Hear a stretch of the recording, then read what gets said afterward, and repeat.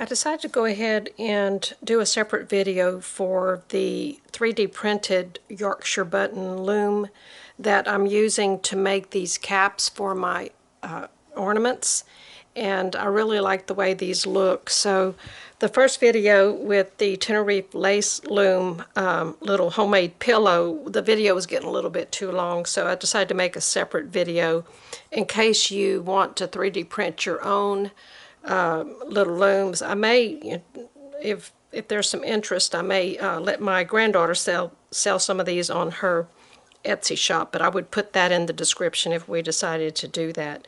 So I've got a little piece of washi tape on the back of this one, and I've got a ball of number 10 crochet cotton, and I'm just going to leave the ball on the floor. I'm not going to cut the thread at this time. It's exactly the same as using the Tenerife lace loom. So I've got a little dot on my the front of my loom. I've got this engraving here on the back, so I'm going to call that the back. And I put a little dot just so I'll know where I am as I'm stitching. So I poke my thread down through the hole. If you're using embroidery floss, it's the same thing. Whatever thread you decide to use is fine. You can use pearl cotton. So I'm just going to tape that tail down so that it stays pretty snug on there while I'm warping this. Now with this type of loom, if you warp it too tightly, it'll be a little difficult to get the loops off at the end. With the Tenerife lace loom, you just pull the straight pins out and you can quickly release your project. But on this one, it's very portable. I can just put a couple of these little looms in a little bag with some thread, and I'm good to go. With the other one, obviously you have to have the pins and all of that, so this is a whole lot more portable, and I find it a little bit faster. So the first thing I'm going to do, I'm going to call this little gap right here, I'm going to call that my first spoke right there, and you can mark your loom however you want.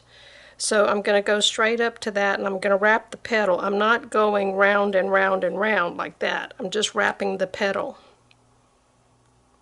And I'm coming around it clockwise. So every single time I've got to cross through the center, and as you can see, there's a little loop on the back of that petal.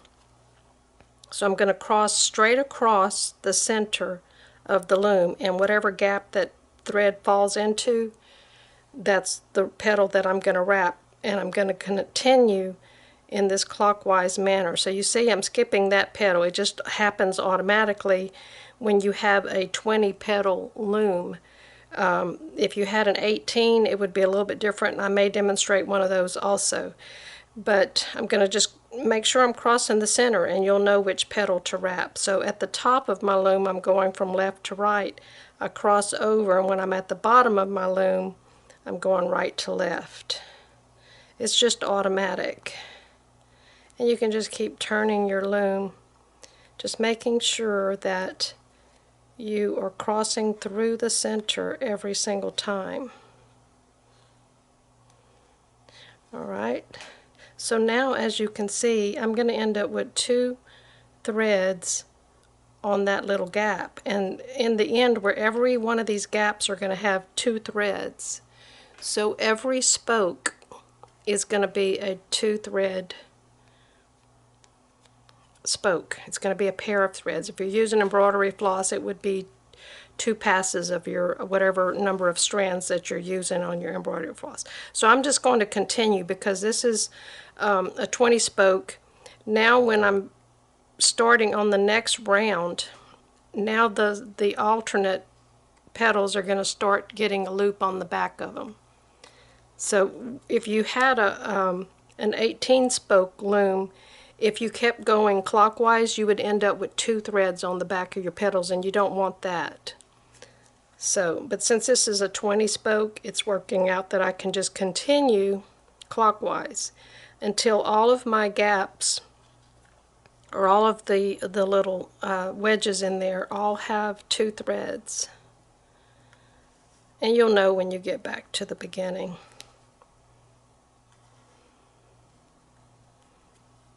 And I'm not pulling really tightly, I just don't want them to be floppy. So I'm back to the beginning here, And I can just hold that and make sure, and just look at each spoke and make sure there's 2 threads, and I can turn it over and I can see that every one of my petals has 1 loop on the back, and that's what I'm looking for. So at this point I can measure off about 1 yard of thread and go ahead and cut the thread, and I'll be ready to thread a tapestry needle.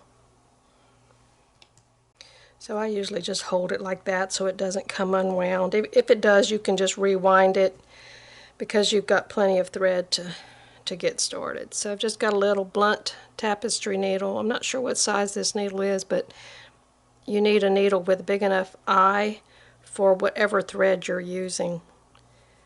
Alright, so I've got to anchor this first thread somewhere. And so I'm going to point it up toward the first spoke, and my first spoke is the one to the left of my little dot. If you're left-handed, you may be going in a different direction. But I have to anchor this first thread, so this is not counted as our first stitch. So I'm going to go in from the right of that spoke and point my needle to the left and just anchor my thread right there. So I'm just going to pull it all the way down and pull it snug into that little crevice. Alright, so the first round it's sometimes hard to tell where your thread is coming out, but I usually just kind of wiggle it just to see where it's coming out, and this space right here is what I'm looking at, is where this thread is. So I'm going to go to the right of that. These 2 are the pair that I'm working with, so I'm going to go under the right one and then under the left one, and I'm going to pull my needle under both of those threads. Got a little tangle going on here. So I'm going from right to left.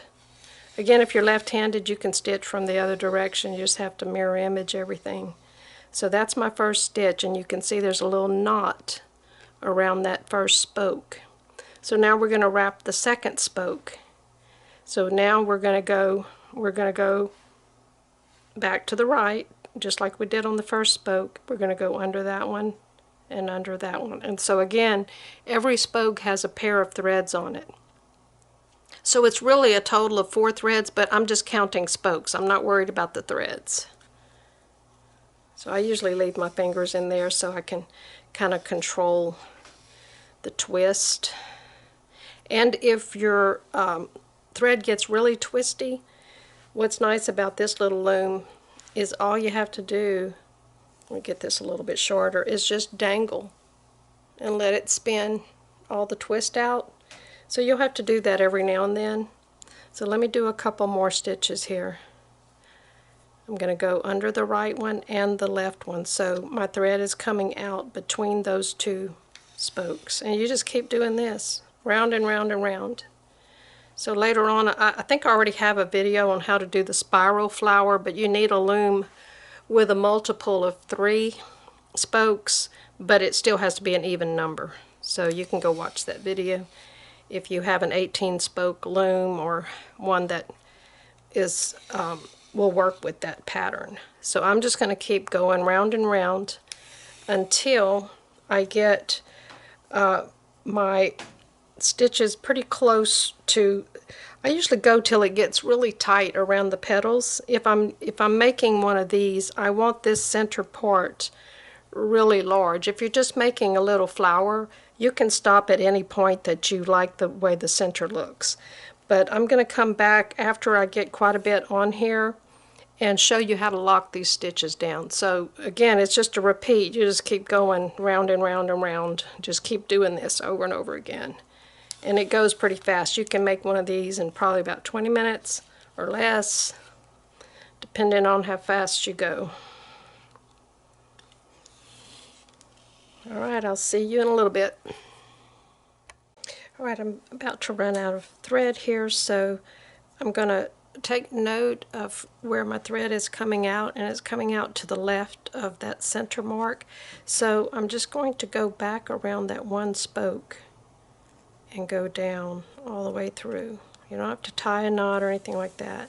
And I'm just going to leave the thread hanging out just a little bit so that I can hang on to it And when I pass my needle back through, I'm not going to accidentally pull it back out. And then I'm going to get another length of thread that's comfortable to work with. I usually work with only about a yard, so I don't have to deal with tangles. And it's so easy. You can actually change colors in this same way if you want to do a multicolor little cap here, a little flower. Alright, so I've got my needle threaded, and I'm going to go up in the same spot. It doesn't have to be exact same spot, but I do want to come out where I left off. And I'm just hanging on to the tail of the old one so that I don't pull it through by accident. And I just need to leave a little bit of a tail down here, and I'll trim those off after I get this anchored. And I'm going to anchor back around the same spoke that the other one went around, that first one. And I'm actually going to go ahead and start my next stitch. So I'm going under both, just like we did in the very beginning. And I'm going to pull that down really tight, so because there's two knots stacked on top of each other right there. So I can just continue stitching now. So these threads are going to be underneath. They're not going anywhere. Everything's secure. When you take this off the loom, you can glue those on the back if you want to, but it's not necessary. So now the tails are out of the way, and I can continue stitching. So every time I run out of thread, I'm going to do it the exact same way. Alright, it's getting a little difficult for me to put my needle into the loops, so I feel like it's time for me to stop. So I'm going to go ahead and finish my last stitch because I want to finish where I started. So I'm just going under those two loops there at the top.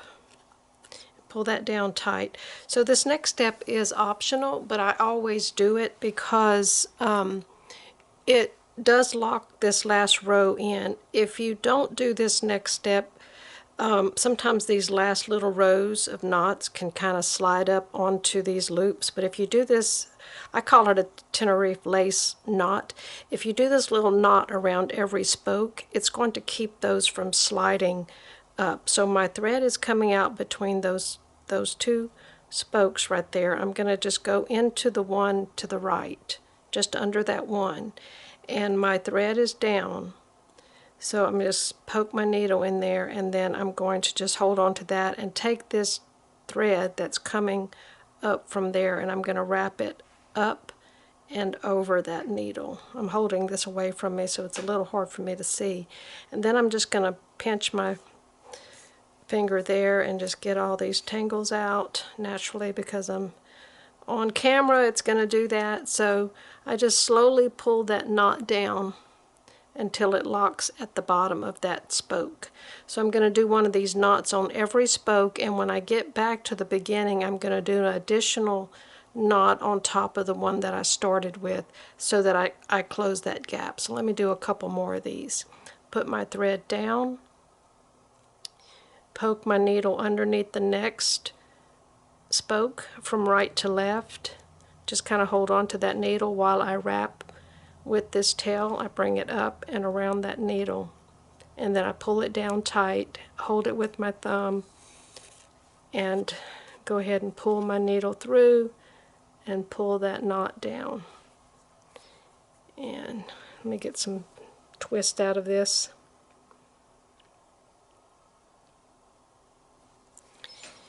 And then pull my thread down, go under the next spoke, wrap the needle up and around, hold it down, and then pull up a knot. So rewind the video if you want to just watch this again, but I'm going to do on all of the spokes and then again on the first spoke, and then we'll be ready to take this off of the loom. Alright, I'm going to go ahead and do the last knot because I want to close that little gap right there. So I'm doing another knot on top of the first one. Go ahead and pull that through, tighten that down, and then I want to pass my needle, my thread to the back. It's easier to do it now than when you get this off the loom. I like to do it now. If you forget, it's okay. You can bring the thread to the back later. Alright, so here comes the tricky part with this loom. On the pin loom, the Tenerife lace loom, you just pull the pins out and it releases it. But on this one, I just want to just take the tape off. I usually save it until it doesn't stick anymore. And since I printed these pretty thin, I think they're less than 1 millimeter thick, the loom is a little flexible, which is going to help get these loops off. So I just kind of push down with my needle and start popping these loops over. And after you get a few of them over the top, it gets pretty easy. And eventually I can just lift this thing. If I get about half of them off, I can just lift it off. This is why you don't want to warp it too tightly at the beginning. The first couple of looms I made them too thick, and I couldn't bend them at all to get these loops off. So I kept experimenting and making it thinner and thinner until I was able to make it a little bit flexible. So you see you got all this mess on the back from when we changed, or if I ran out of thread. So I still have my thread through one of those petals. I want it on the back of the work here. And so I can come across here and anchor this under some of this stuff here. You just don't want your needle coming through to the other side. And you can tie a little knot here around this stuff going on here if you want to, and come back with a little dab of glue or something like that to kind of keep all these threads under control. They're usually not going to go anywhere. And besides that, whenever I was mounting mine to my ornament, I did put a little glue around the raw edge of my ornament, and then I glued it down, so that glue is going to help secure all those threads also. And then I came with, after I glued that down and it dried, you can pin it right into the styrofoam ball just to hold it right where you want it. And I came with my matching thread, or in this case I used embroidery floss, and I buried my knot up underneath the little cap, and then I came up and grabbed some of the fabric and came around each one of these little spokes, grabbing some fabric each time. So I did a little tack stitch at every one of these little joints. I didn't want to sew down the loops, but you can if you want to. It's up to you. But that's all you have to do to make these little caps.